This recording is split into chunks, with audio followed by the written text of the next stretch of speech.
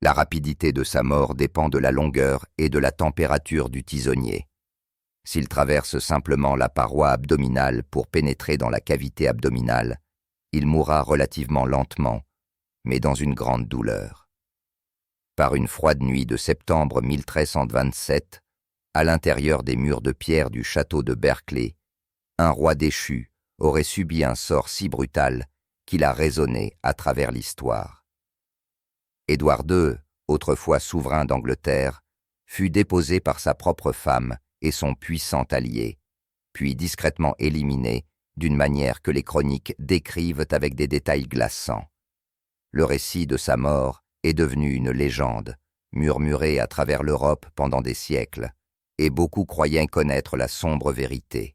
Pourtant, de nouvelles enquêtes, armées d'une science qui scrute le code même de la vie, ont ébranlé cette certitude. Cachées dans des eaux scellées depuis 700 ans, se trouvent des preuves qui refusent d'obéir à l'ancienne histoire. C'est horrible. La vraie réponse pourrait bouleverser tout ce que nous pensions savoir sur la trahison, le pouvoir et les dernières heures d'un roi.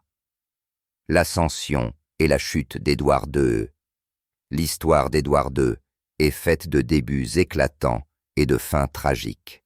Un récit qui fascine les historiens et les conteurs depuis 7 siècles. Né en 1244 au château de Caerarfan, Édouard était le 4e fils d'Édouard Thuyer.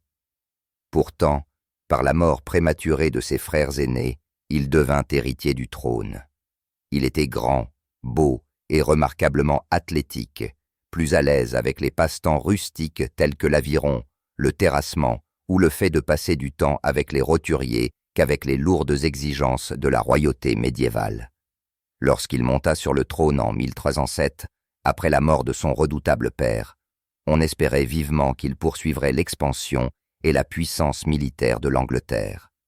Pourtant, le règne d'Édouard a rapidement dégénéré en conflit. Sa préférence pour des favoris proches plutôt que pour la noblesse traditionnelle a créé un profond ressentiment.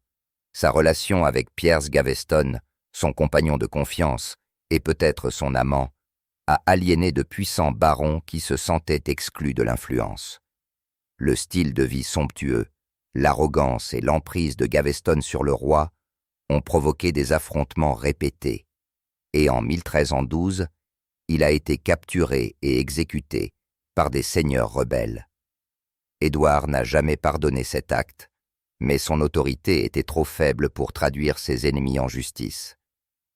Dans les années qui suivirent, l'Angleterre subit une humiliation sur le champ de bataille. Lors de la désastreuse bataille de Bannockburn en 1314, Édouard mena ses forces contre les Écossais sous Robert Bruce. Le résultat fut une défaite écrasante qui ruina les espoirs anglais de soumettre l'Écosse et consolida la réputation d'Édouard en tant que commandant incompétent. La perte de prestige encouragea ses ennemis chez lui, qui se rallièrent autour de la reine Isabelle, l'épouse d'Édouard, née en France. Le mariage d'Isabelle avec Édouard avait commencé comme une alliance traditionnelle. Mais la négligence du roi et sa dépendance ultérieure envers un autre favori, Hugh le Despencer le Jeune, la poussèrent à une opposition ouverte. La cupidité et la saisie impitoyable de terre par Despencer aliénèrent presque toutes les grandes familles nobles, et le ressentiment monta. En 1325, Isabelle se rendit en France, ostensiblement pour négocier la paix entre l'Angleterre et sa patrie. Là, elle forma une alliance avec Roger Mortimer, un baron exilé, qui s'était échappé de la Tour de Londres. Leur relation devint rapidement à la fois politique et romantique, et ensemble, ils complotèrent le renversement du roi. En septembre 1326, Isabelle et Mortimer envahirent l'Angleterre avec une petite force mercenaire. Édouard et Despencer furent abandonnés par leurs alliés, et en quelques semaines, leur position s'effondra. Hugh Despencer fut capturé et exécuté lors d'un horrible spectacle public, tandis qu'Édouard fut contraint d'abdiquer en janvier 1327 en faveur de son fils adolescent, Édouard Thoër. Dépouillé de son pouvoir, le monarque autrefois fier fut emprisonné, d'abord au château de Kenilworth, puis transféré au château de Berkeley, dans le Gloucestershire. C'est ici, derrière les murs de pierre froide, que l'histoire d'Édouard prend un tournant des plus sombres. Les chroniqueurs décrivent un roi usé par le désespoir, coupé de ses loyalistes et gardé par des hommes fidèles à Mortimer et Isabelle. Le document officiel déclara qu'Édouard mourut le 21 septembre 1327, quelques mois seulement après sa déposition. Mais la façon dont il est mort reste l'un des grands mystères médiévaux.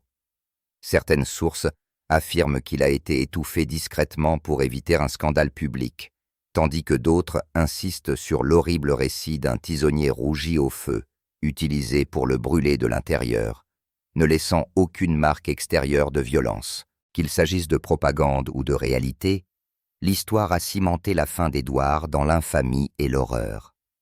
Et pourtant, des murmures ont bientôt commencé à se répandre, selon lesquels le roi n'était pas du tout mort à Berkeley. Chronique, histoire contradictoire et la création d'une légende. Lorsque la nouvelle se répandit en septembre 1327 qu'Édouard II était mort à l'intérieur des murs du château de Berkeley, le royaume sembla à la fois soulagé et troublé. Sa déposition avait été légalisée par le Parlement. Son jeune fils avait été couronné Édouard III, et Isabelle et Mortimer étaient les véritables dirigeants de l'Angleterre.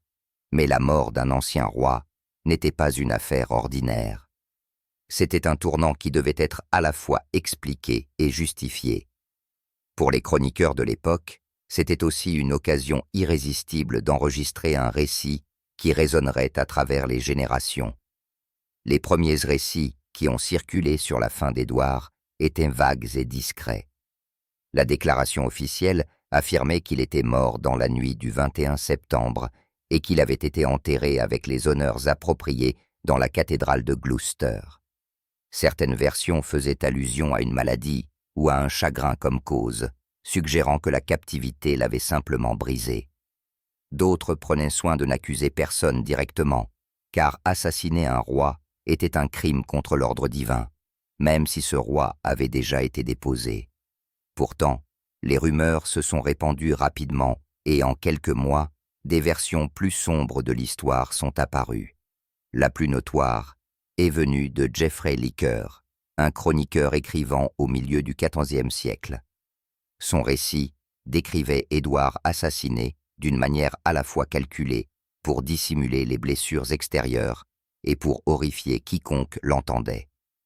Selon Baker, le roi fut maintenu au sol, une corne fut insérée dans son corps et un tisonnier rougi au feu y fut enfoncé. Le détail était choquant, grotesque et inoubliable. En ne laissant aucune blessure visible, les meurtriers pouvaient affirmer qu'Édouard était mort naturellement, tout en infligeant une punition qui comportait des connotations humiliantes. C'était, en bref, le crime parfait pour ceux qui voulaient à la fois la possibilité de nier et la vengeance. Mais la crédibilité de l'histoire de Baker est difficile à accepter au premier abord. Il a écrit des années après les événements, à une époque où les rumeurs s'étaient amplifiées et où les allégeances politiques coloraient chaque détail. D'autres chroniqueurs ont offert des versions concurrentes. La chronique de Brut, largement diffusée en Angleterre, suggérait qu'Édouard avait été étouffé avec un oreiller ou écrasé par le poids de ses ravisseurs. Une chronique française, quant à elle, affirmait que du poison avait été glissé dans sa nourriture. Aucun de ces récits ne concordait, mais tous partageaient un point crucial.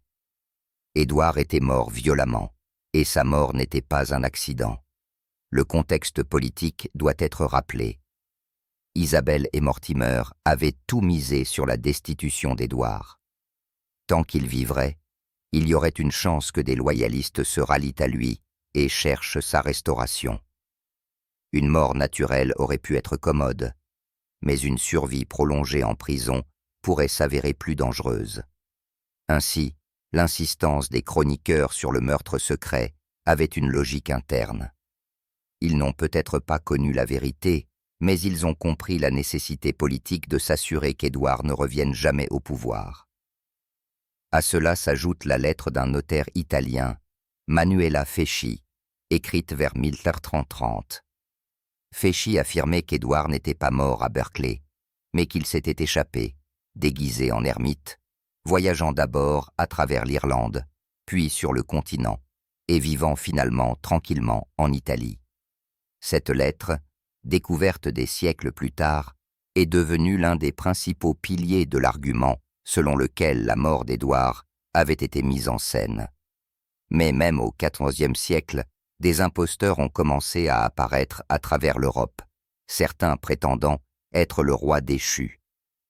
Leur existence même suggère que la manière dont Édouard est mort n'a jamais été fermement établie dans la conscience publique. En vérité, les sources offrent moins de certitude que ne le suggèrent les légendes dramatiques. Les chroniqueurs médiévaux n'étaient pas des journalistes au sens moderne du terme. C'étaient des moralistes, des conteurs et des commentateurs politiques.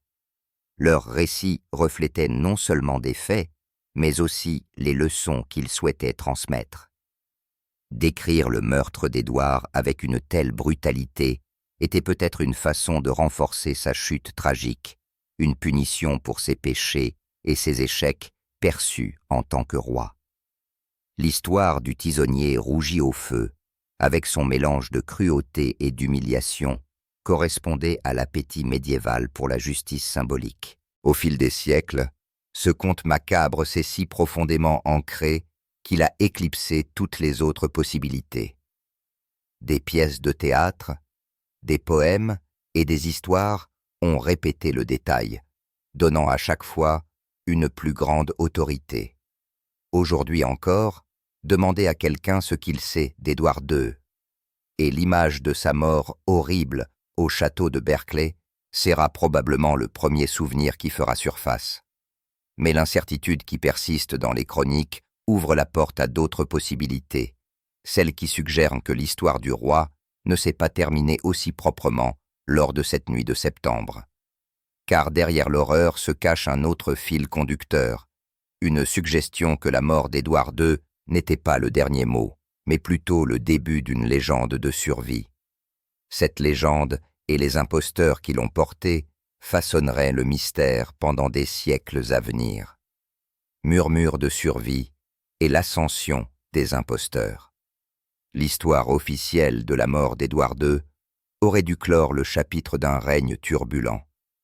Pourtant, presque immédiatement, des murmures ont commencé à circuler selon lesquels tout n'était pas comme il semblait. À une époque où la rumeur voyageait plus vite que le parchemin ne pouvait être scellé, la suggestion qu'un roi avait survécu à son prétendu meurtre a pris une vie propre. Pour certains, c'était un vœu pieux, pour d'autres, une possibilité dangereuse. Ce qui est certain, c'est que dans les années qui ont suivi 1327, des rapports sur la survie d'Édouard ont émergé avec une persistance surprenante. Le document le plus célèbre qui a suscité cette controverse est la lettre de Fies, écrite par Manuela Fesci, un notaire papal de Gênes. Elle était adressée à Édouard III vers 1336. La lettre affirmait qu'Édouard II n'avait pas du tout été tué au château de Berkeley.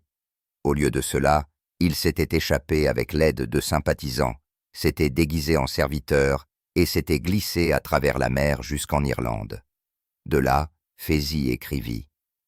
Édouard voyagea à travers la France et finit par trouver son chemin vers le monastère isolé de Sant'Alberto en Italie, où il vécut ses jours comme un ermite pénitent. Le niveau de détail dans la lettre, jusqu'aux descriptions des itinéraires empruntés et des déguisements utilisés, fascine les historiens depuis lors. Fesci racontait-il un fait, une rumeur ou un élément de propagande soigneusement construit? La lettre seule aurait pu être rejetée comme une curiosité, mais ce n'était pas le seul signe que le roi déchu aurait pu vivre au-delà de 1327. Dans les années 1330, un homme apparut en Allemagne, affirmant être Édouard II. Il a rassemblé suffisamment de soutien pour susciter une véritable inquiétude en Angleterre, et même dans les cours continentales, ces affirmations ont été prises au sérieux pendant un certain temps.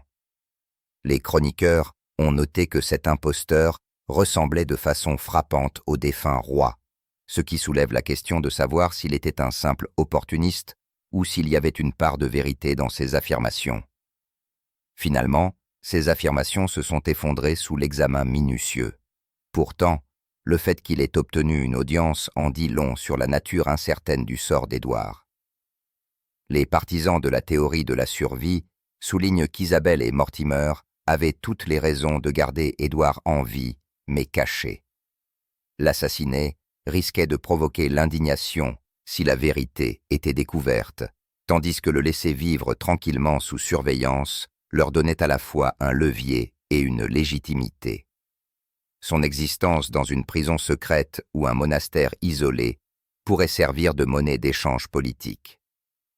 Dans cette optique, les différents récits de sa mort pourraient être considérés comme des écrans de fumée intentionnels conçus pour maintenir les ennemis et les alliés dans l'expectative. Il existe également des considérations pratiques qui confèrent une certaine plausibilité à la théorie. Les prisons médiévales n'étaient pas des forteresses impénétrables. Les gardes pouvaient être corrompus, les registres pouvaient être falsifiés, et un déguisement méconnaissable pouvait permettre même à un ancien roi de disparaître dans le chaos des bouleversements politiques. Les exemples abondent dans l'histoire de nobles que l'on croyait morts et qui ont refait surface plus tard, parfois pour reprendre le pouvoir, parfois seulement pour compliquer la politique de succession.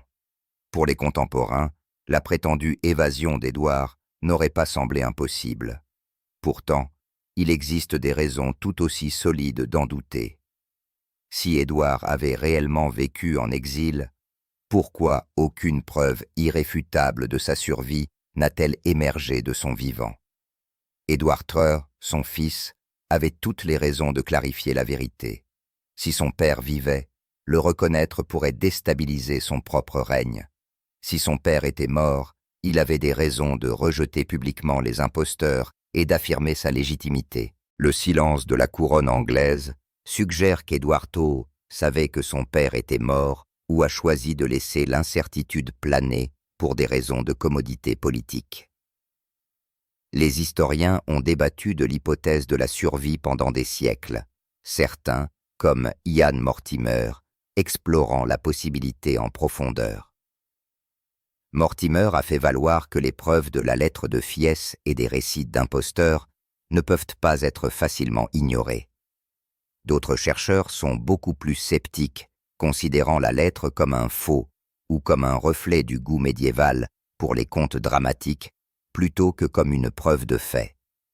Selon eux, les imposteurs étaient courants dans l'Europe médiévale, saisissant souvent les rumeurs pour faire avancer leur fortune. Pour eux, la théorie de la survie n'est guère plus qu'une conspiration tissée à partir de sources peu fiables. Ce qui ne peut être nié, c'est que l'incertitude entourant le sort d'Édouard a créé un terrain fertile pour les imposteurs. Dans un monde sans photographie, empreinte digitale ou identification fiable, une forte ressemblance et une histoire persuasive pouvaient convaincre même les auditeurs prudents.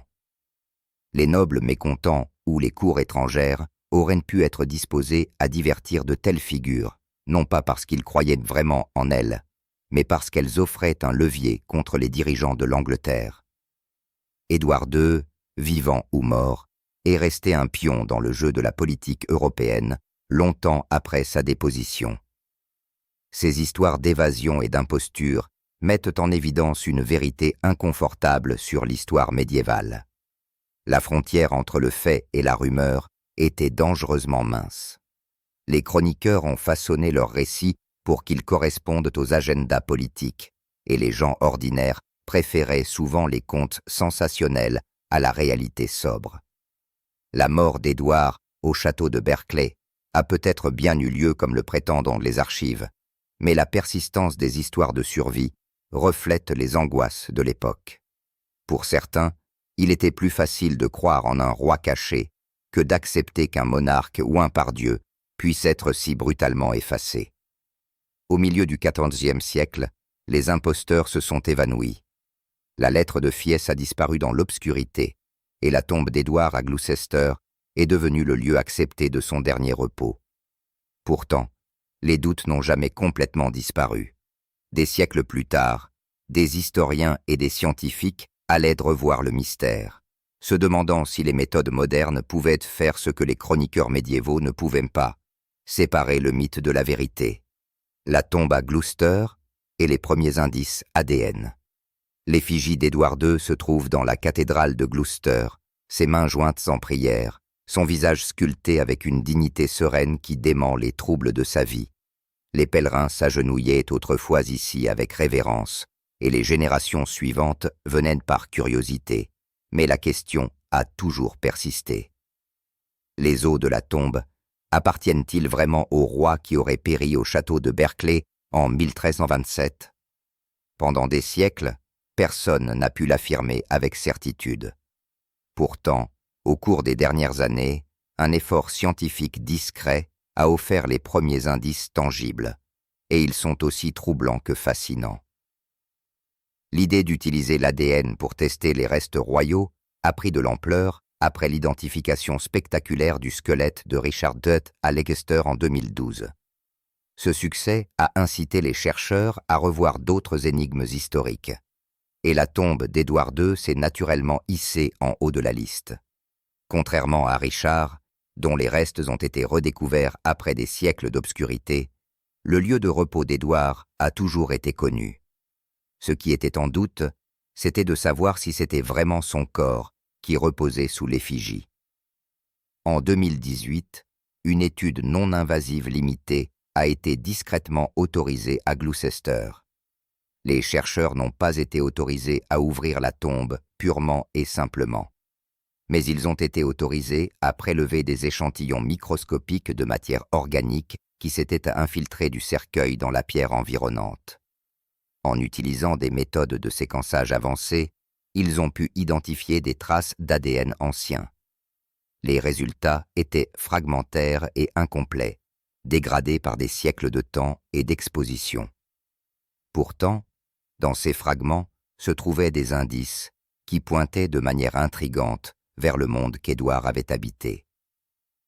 Une découverte a suggéré que l'individu enterré à Gloucester portait des marqueurs compatibles avec la lignée Plantagenet, en particulier du côté paternel.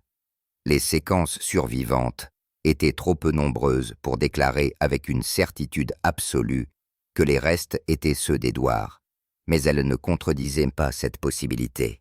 Ce qui a rendu l'étude plus intrigante, c'est une anomalie. Les fragments d'ADN mitochondrial semblent suggérer une possible discordance avec certaines lignées maternelles documentées de la famille. Cela était-il dû à une contamination, à une dégradation ou peut-être à une mauvaise identification des restes il y a des siècles? Les scientifiques ont fait preuve de prudence, refusant de faire des affirmations audacieuses. Pourtant, la simple présence de telles questions a donné un nouvel élan au débat. D'autres indices étaient moins génétiques et plus contextuels. L'analyse isotopique stable des oligoéléments dans le matériau environnant a indiqué un régime alimentaire riche en viande et en poissons, conforme aux habitudes d'une élite médiévale. Plus frappant encore, des résidus chimiques laissaient entrevoir la présence de mercure, qui était parfois utilisé dans les pratiques d'embaumement médiéval. Si le corps dans la tombe avait effectivement été embaumé, cela suggère que l'enterrement a été traité avec un soin extraordinaire, plus approprié pour un roi que pour un cadavre de substitution. Pour les historiens, ces conclusions étaient à la fois rassurantes et troublantes. D'une part, les preuves penchaient vers l'authenticité, suggérant que le corps enterré à Gloucester était bien quelqu'un de haut rang, peut-être Édouard lui-même. D'autre part, les ambiguïtés dans les fragments d'ADN mitochondrial laissaient suffisamment de place au doute pour maintenir les histoires de survie en vie. Était-il possible que dans la confusion de 1327, le corps d'un autre homme ait été inhumé ici pour donner l'apparence d'une conclusion? Alors qu'Édouard lui-même disparaissait dans l'obscurité à l'étranger, l'étude n'a jamais été conçue pour être définitive. C'était une étape prudente conçue pour tester la faisabilité d'une analyse plus approfondie.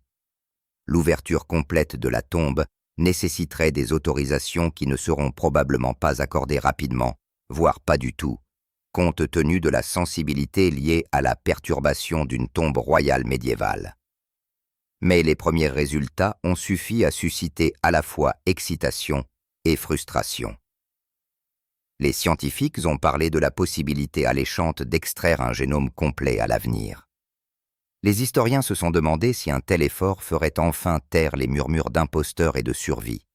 Pour le public, l'idée que l'ADN d'Édouard puisse déjà murmurer des secrets après 700 ans était à la fois horrible et électrisante. D'une certaine manière, les petits indices découverts jusqu'à présent reflètent les chroniques du XIVe siècle.